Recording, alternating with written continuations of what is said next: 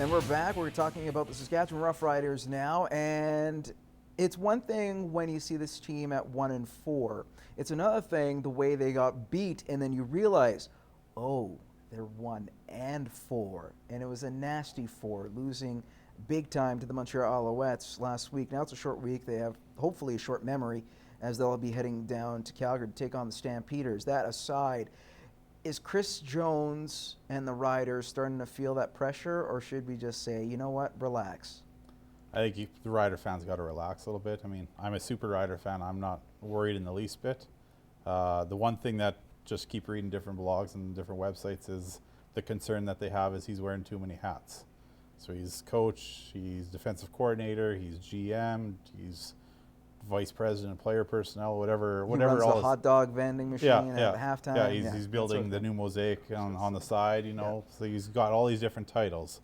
So I think the biggest worry they have right now is he doing too much? And I think with the stat I looked at is they only have 9 out of 44 holdovers from last year. I mean, Hamilton started slow and got to the Grey Cup. BC started slow, got to the Grey Cup. CFL, you just make the playoffs, win 2 games, you're in the dance. Like that's the mission right now. So. Well, he came in, everyone expected greatness right off the bat, but you had a quarterback who hadn't played in 2 years. So how can you really expect? And now you're still going through the issues of him hurt, not hurt. He's not out for the whole year. Their team isn't the same as it was, say, 3 years ago when they won the Grey Cup. It's not. They don't have that core of guys anymore. That was an elite level team, and then they had 2 years of injury, so we really don't know what the Riders would have looked like over the last 2 years. Would they've been going again in the Grey Cup? Would they have been a playoff team? Where would they have been? We don't really know, so I don't know, it's not that big of a deal. Like, maybe he's wearing too many hats. Who knows? But Rider fans wanted him. Now you got him, so let the process work. Yeah. All right, how about this? Rory McIlroy, Jason Day, Jordan Spieth. 3 great golfers, top 3, all considered world class. However, none of them won a major. 3 of the top 5 golfers, no majors outside of Dustin Johnson. But you look at this, 4 different winners. Is this a good thing and a good omen for the PGA, knowing that there's depth and balance? Or is this going to be a problem? Andrew? It's the best thing for golf. I've said it on this show. You need to have that. I didn't like Tiger Woods' era. And it's weird for people to hear that. I did not like one guy and always being focused on one guy. That's not fun. That's not what I want to watch on TV. I want to watch parity. I want to watch every week who you don't know who's going to win. That's what's going to tune me into golf. I never got into the whole Tiger Woods hype and watching him hit 400-yard drives or whatever he was doing. Yeah, you watched, but I wasn't captivated by golf. More like I am now, watching, any 10, 20 guys could win a major or an event any single weekend. Right. I tie it into hockey a little bit, where you're going to hate this, Andrew, but Pittsburgh is always in that Stanley Cup final or playoffs. Chicago, LA, NHL, it's always the same 3 or 4 teams that are getting to the dance, in the final, making the playoffs. Golf, you can tune in on Sunday, check the leaderboard, and you're probably going to look at 5 names, and you have to do some research on who the heck these 5 golfers are, where have they finished in previous majors. So I think it'll do wonders for golf as far as creating more of a balance and getting new fans out and getting new followers to kind of take a look at some of the athletes that are competing. Are the days of the dominant golfer, such as a Tiger Woods, over? Oh, could be. I don't think we're ever going to see another Tiger. Tiger was something, but we've seen dominant golfers in the past. So I don't think it's over. I just think right now, golf, everyone is so close together. We're not going to see, you may see a guy come like Spieth did it last year. We rose above the top, but I don't think you're going to see it being like it was, where you have one guy who follow every single day, all the time. It's going to be, from Thursday to Sunday, you're going to be watching 20 different golfers, and you don't know where they're going to end up. All right, moving on to Gary Bettman, and he is in the news this time, not tackling issues on the ice, this one involving CTE and his, denial that there is a link between CTE and hockey. However, and to some certain degree, he is right in terms of there's no direct link. But still, we know that CTE is caused by head trauma, heavy head trauma. Do you buy what Gary Bettman is selling? No. Players who are dead who wind up with CTE from the NHL. How are you going to tell me there's no link? Like, what else causes that? Yeah. And these enforcers who have CTE, we have guys like Bob Probert, and it's there. It's not even a question. You can't trying to go around it, and this is what the NFL did. You went around it, and it came back and bit them. Just get up in front of it. Like it doesn't matter if you say it's a link. Yeah, you know it's a link. We know about concussions nowadays.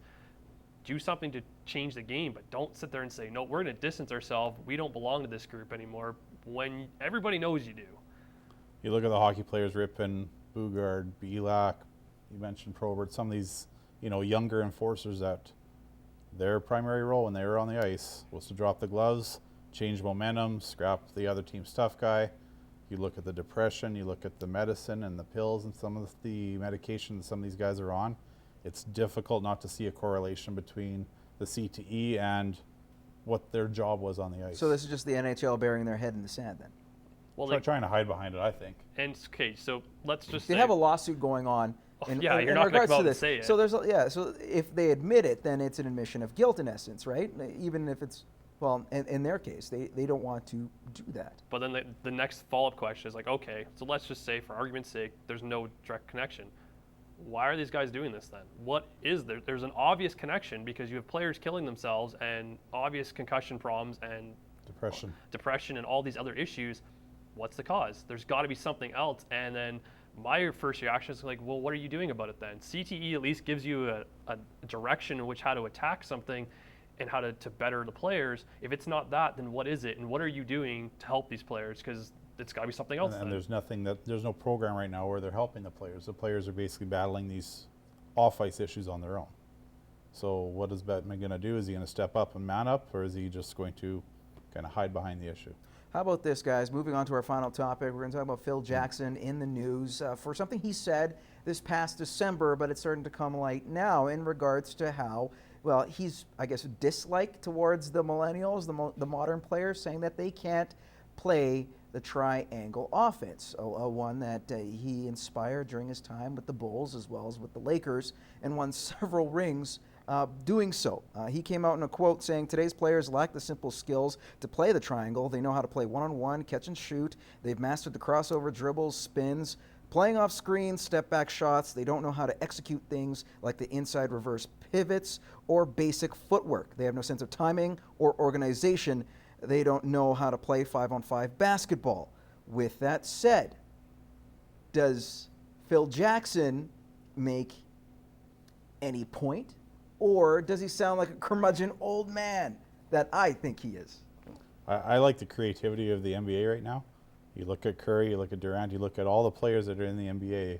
It's putting up the threes, it's the one-on-one stuff. The NBA back in the 90s when Jackson was coaching the Bulls was, I think the word is more structured and more system-based, and now you're allowing some of the pros to allow their creative flexibility to orchestrate the offensive and defensive systems they play. And the game has changed. For sure. Zone defense has been allowed. Every sport has changed in the last 20 years. You can't deny it. Look at NFL. We've gone from now predominantly running. Now the whole entire league is about throwing. NHL, we didn't have scoring for years. We didn't have, it was a dead puck era. The New Jersey Devils playing the trap. We don't have that anymore because coaches know how to coach against that. Same thing with basketball. Things evolve. And that's, we've evolved out of the triangle age because there's more you have to worry about. Now you have to worry about a guy shooting three-pointers from the next court over. That doesn't matter about the triangle when Curry's dropping threes from his own end. There's the games are evolved. Calm down, Jackson. So he sounds more like he's just this cranky old man. He just kind of I'm still here, guys. Walter Matthau. Somebody acknowledge me. Yeah. Well, there you go. We'll see what happens if his Knicks keep sucking. I'm sure somebody will acknowledge him and ask him to get the boot out the door. Triangle's working with the Knicks, buds. So. We'll see how that works. All right, guys, we're going to take a commercial break and return with Over Under next.